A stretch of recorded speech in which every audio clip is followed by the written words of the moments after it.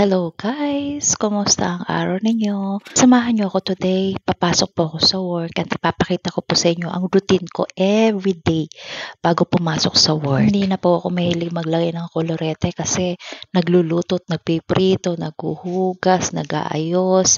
Yan lang po yung aking ginagawa sa trabaho. Pero kahit papano, dapat presentable pa rin yung ating itsura sa harap ng mga customer. Kaya konting kulay lang sa mukha, okay na yon. Ay, nagluto nga pala ako ng kimchi, fried rice. Dadalhin ko na rin yung natira kasi ako lang naman talaga kumakain ng kimchi dito sa bahay na to. Yung dalawa kong kasama ay ayaw na ayaw nila. Kaya naman, napakasarap talagang gumawa ng mga pagkain na ikaw lang yung kakain. Kaya hindi ko maiwasang tumaba eh. Ang sarap kasing lumafang. Alam nyo guys, madalang naman talaga ako magbaon ng food sa work kasi usually libre naman talaga kami sa pagkain sa work or less than 75%, minsan 50% yung binabayaran namin kapag empleyado yung bibili ng food sa work. So, hindi talaga mabigat sa bulsa. At since malamig pa ho sa labas, so kailangan natin mag-jacket. Luckily, huminto na po yung snow at sumikat na si haring araw. Pero yung hangin malamig. Ay, take two. Ano ba yan? Ang hirap talaga maging solo vlogger. Cameraman ka na, ikaw pa yung actors. And here we are guys. On the go na tayo. Pasok na ako. At kung hindi niyo po na itatanong, ang layo o distansya ng bahay ko sa aking pinapasukang trabaho ay around 7 minutes drive lang. Kaya naman, ang laki ng tipid ko sa gasolina, o diba? At dito sa work namin, lalo na yung mga regular na nag-o-opening shift at nag-o-closing shift, meron na kami mga sarili-sariling susi. Kaya naman, pwede ka mag-keep bahay kapag wala ng tao. Joke lang guys. Sa buong area po dito sa work ko ay may mga surveillance camera kaya hindi ka po pwedeng gumawa ng kalokohan dito. At syempre ba yun guys, always for the good karma tayo. At ito nga guys, nagtali na ako ng buhok kasi mukha talaga akong impacta kapag hindi nakatali yung buhok ko. At ito yung bubungad sa akin or sa aming mga empleyado, yung aming mga task na gagawin per shift. Syempre bago ako magsimula, kailangan ko muna ng energy. Chichirya, energy. At after nyan, pwede ko na simulan yung mga task namin. Ayun nga, hindi pa nga ako nakakapagsimula ay meron na nga umorder ng pizza. At syempre, since pizza rin naman yung unang order sa akin, naisipan ko na ipakita sa inyo kung paano nga ba ako gumawa ng pizza. Kung hindi nyo na itatanong guys, well, hindi nyo naman kailangan magtanong pero ako talaga yung mag-i-insist na sabihin sa inyo na ako lang naman talaga yung gumagawa ng pizza dito sa work namin.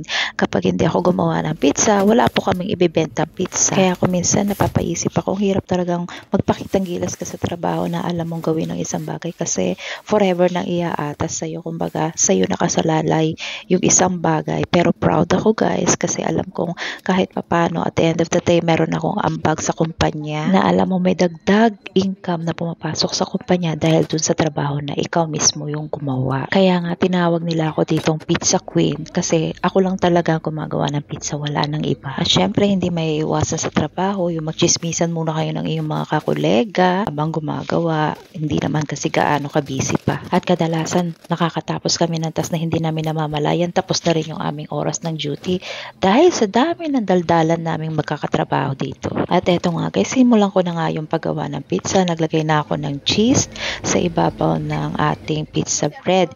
Yung pizza bread, baked na po yan. Kumbaga, nilalagyan ko na lang ng mga toppings. Ganun na siya ka-easy. And from time to time, nagtitake orders din ako sa mga telephones, yung mga tumatawag.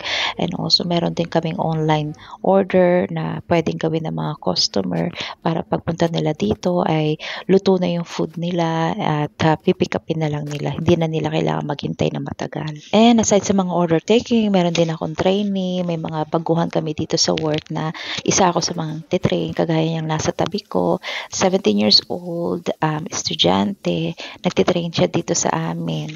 O diba, ang gandang bata? Ganun lang kami dito sa trabaho, walang personalan. By the way guys, ito nga pala yung pepperoni pizza na natapos ko nang gawin. Mga 10 nito gagawa ako, 10 piraso. At matapos kong gumawa ng 10 pepperoni pizza, gumawa rin ako ng 10 ham and pineapple cheese or Hawaiian pizza. At kada pizza na natatapos ko, kinikling wrap ko lang siya ng maigi para at least hindi makapasok yung air dun sa pizza pizza at hindi siya mag-dry out. At saka ko siya nilalagay sa box. Ganun lang siya kasimple, hindi na namin ginagawang complicated yung paggawa ng pizza kasi sa dami ng mga trabaho dito o yung mga task namin, mahirap kung gagawin pang komplikado yung isang bagay.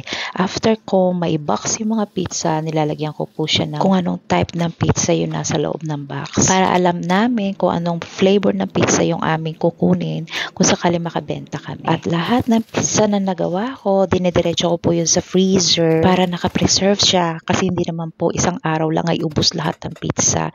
So, mga ilang araw pa yan, minsan nga 1 linggo, 2 linggo bago ulit gumawa ako ng pizza. At syempre pagkatapos ng isang task, naglilinis naman ako ng bonggang-bongga. At mag-move on naman ako sa panibagong task. Sana nagustuhan niyo yung video ko today. And always remember, no matter how busy we are, don't forget to enjoy life. Until next time.